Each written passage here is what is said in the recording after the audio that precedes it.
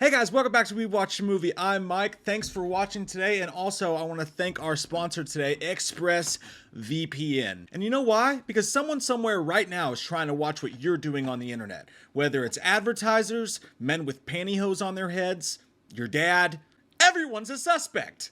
They're trying to steal marketing information, your data, and possibly even your soul. And you might be saying, yeah, I know, Mike, I already have a VPN. Because let's face it, baby, these days, you gotta have a VPN. So why switch to ExpressVPN? Well, for one, because they're the top-rated VPN service network on The Verge and CNET, you big goof, as well as many others. And they only use premium servers, making it faster to use than other VPN networks, and it's easier to set up and use than a butcher's knife on a babysitter. Tell that to Michael Myers, am I right? Maybe that was a bad example. But you download it, you click it, it runs, you jump around country to country, it's super easy to use. Now you might still be thinking, Mike, I don't know, shush! Imagine my finger between your lips and maybe a little bit inside of them right now, okay? Look down in the description box below and click that link for 3 free months of VPN service from ExpressVPN, which makes it even freer than my already free OnlyFans account. Try ExpressVPN today using our link down below. This movie is directed by John Lee Hancock, who directed The Blind Side, he directed The Highwaymen, he directed The Little Things, which is not about our penises, fellas. It was the Jared Leto, Denzel Washington serial killer movie. And this guy has a type. Let me just say that first off. He has a type of movie, the kind of movie where barely anything happens. So the story of Mr. Harrigan's Phone is this kid, played by the same guy who played Bill in the remake of It, Jaden Martell. He goes to church as a young boy, and he's in church, and they live in this small town, the typical Stephen King Maine town. They live in this small town, and after church, there's this creepy old dude just staring at him all the way through church, who happens to be the great Donald Sutherland, fucking legend, right? Which is cool to have Donald Sutherland, you know, play in this movie in a leading role. He is Mr. Harrigan in the film. But he shows up at his dad's house after church, and he's like, I saw your son at church, and I've been looking for a young boy to pay to come over and read to me a couple times a week. Now, Joe Tippett does a great job as the dad in this movie, but in this one scene of the movie, like, what dad? If you were a parent and some creepy old guy came to your house like, hey, I saw your kid in church, can they come over and read to me a couple times a week? Wouldn't you be like, fuck no? He starts to read to him every single day, and they get, there's nothing nefarious actually going on, but they go into this relationship, and you learn, and it takes a while. I mean, they really put you through it. You learn a lot about Mr. Harrigan, and he's a very interesting character. He's a billionaire who's gotten his money by doing some shady things, but on an interpersonal level, he's not that bad of a guy. He's quirky, he's weird, but he's a really interesting guy. So it's interesting hearing their conversations between each other. And then the movie takes us, before anything scary or anything like that happens. The only thing horror-esque about this movie to this point is the vibe. You know, it does have that. There's something about every Stephen King book. I don't care what it is. You name whatever translation there was, that of all of them that have got it all wrong and everything else, almost every single one still has that DNA in it, where it just feels like you could watch it on a rainy day. Am I alone in this? Comment down below and tell me, you guys, because I just feel every Stephen King I watch, it has that DNA to it. It's just got a weird, almost slowish, just strange, just rainy day vibe to it. I don't know how else to explain it myself, but this one has that as well. It's got a great score. It's got a slightly creepy feel to it, but you feel the entire movie like you're in a room full of leather-bound books. And that makes sense because you spend a lot of the movie in a room full of leather-bound books, I guess, but it just has that kind of vibe, and it's kind of a nice settling movie to watch, which makes up for the lack of anything fucking happening for some time of the film. But then it turns into the Tinder bar style memoir, sort of. It's very strange. This kid, he starts to grow up. You watch him and his dad dealing with the intricacies of losing their mom. You watch him go to high school and deal a little bit with bullies and find this girl. And you watch him go through all this, and it's kind of narrated. And that typical, we've seen Stephen King movies like this before, but it really became more of like a Tinder bar type story than a horror movie. So while they're getting close in their relationship, at some point, he buys him a phone, and there's a whole story about him showing him how to use it and all that stuff like that. But Mr. Harrigan thinks that it's like the devil, and he has all these interesting things to say about it. This was early in cell phones and iPhones and all that shit, so it's a little bit in the past, but he predicts a lot of the shit that's going to happen with him, and it's kind of funny. But anyways, he puts the phone in his casket with him because he's very heartbroken about him passing away or whatever. They bury him, and then one night when the kid needs advice, he texts him, and then bring, he gets a text back.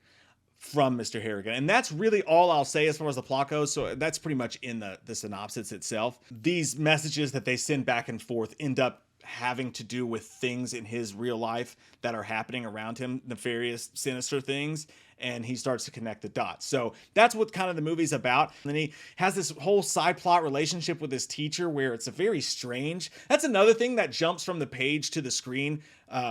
In every single Stephen King movie, it seems like it feels that way. There's just certain stuff that almost, you're not exactly sure what they're trying to say. Like, it almost doesn't make sense. And that's his relationship with this teacher. Like, he's sitting there talking to her, and it's like, I can't tell if, like, you guys have, like, are y'all gonna fuck? Like, I'm not sure. It's very odd, just the whole way it's displayed on screen.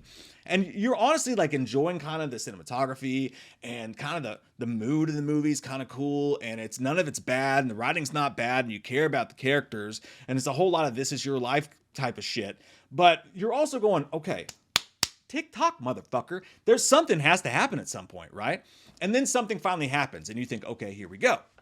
And it's nothing insane. It's very off-screen, very just... the movie's PG-13, just so you know. Very off-screen, not a whole lot happening. Then they go into this whole soliloquy about cell phones. It's very weird. Like, the kid, to be popular at this school, you had to have an iPhone, and you had to go in the lunchroom, and if you had an iPhone, you could be a popular kid, and you could sit at the table. And then him and the first girl he dates, it's supposed to be cute, because they text on their iPhones, but they never actually speak to each other. Instead, it's just them texting. Like, he even texts her to ask her to the dance. And I don't know if the movie's trying to say something about phones and communication or whatever, but it was lost on me, I can tell you that. And something finally happens, and then the kid goes to college, and it's like, my roommate was so-and-so, and you feel like you're watching A Beautiful Mind. Like, I don't know what kind of memoir type strange biography we're doing here, but it's like, can you please get back to it? And then as soon as one other thing happens, which is kind of weird, it's like, why does that even matter that much to you? Like, I think you're overreacting here a little bit. It's just me. I think you're overreacting a little bit, but they don't show it. There's no horror. There's not really any creepiness whatsoever. There's barely any ghostly gags in it. And then the movie just wraps the fuck up. It just wraps the fuck up. And like, you're like, nothing happened that whole fucking movie, man. Like, nothing happened. So at the end of the day, the movie's sadly a 5.5 for me. I want to give it higher. There's nothing wrong with it, so to speak. It flows. It's pretty easy to watch. The acting's good in the movie. Donald Sutherland, again, he's a fucking legend. Very interesting character. Just is far more of a memoir story with just strange horror sprinkled in. And it does work as a gateway horror movie, I guess. Like, it'd be very creepy maybe for like a middle schooler who is very scared of like gore and like horror and stuff like that. It's a very nice introductory, like, and it's a nice movie to put on if like you want a palate cleanser, like in the horror month of October that we're in. If you're sick of like crazy horror and you still want the vibe of creepiness, but you just want something that's sort of chill, it's a pretty nice movie to watch. So I'd recommend it for that. Something just to put on in your house while you're folding laundry or something. A nice little still horror, but palate cleansing horror, and also gateway horror. So it works on multiple levels. It just, to me, just did not have any nutsack. And I'm good with creepy. I don't need gory, crazy shit like that. But it didn't really land on the creepiness either. It just felt very choppy when it came to that shit, like a Great Clips haircut. But I do recommend it as gateway horror for someone, and I do recommend it for a palate cleanser for horror. So that is my review of Mr. Harrigan's Phone, coming out this Wednesday. So, and if you're a Stephen King completist, you won't have that bad of a time watching the movie. It's not a bad time to watch. It just doesn't do anything to make you remember it. Thank you guys so much for watching and spending a piece of your day with me. I really appreciate it. And by the way, the horror background's coming back. I just had to film this before October. It's on the other side of the table for me right now. It's still in the works at this point when I'm filming this in September. So that's why the background changed. But thank you guys. I hope you guys are enjoying Halloween Horror Month. So much more to come. I love your fucking faces. I hope you guys have an amazing day. And, don't put phones in caskets, because they're fucking expensive. Get that to someone who's in need. You selfish bitch. You deserve this. Halloween never ends. Suck my fucking dick. And I don't really care what Blumhouse fucking says. Put him in a box or suck a fucking cock. You can say he's dead, but we all know he's not. Yeah. So let's go trick-or-treating, let's go fucking drinking, let's all go rent Pumpkinhead on VHS, cause Halloween never ends, Halloween never ends, Halloween never ends, yeah.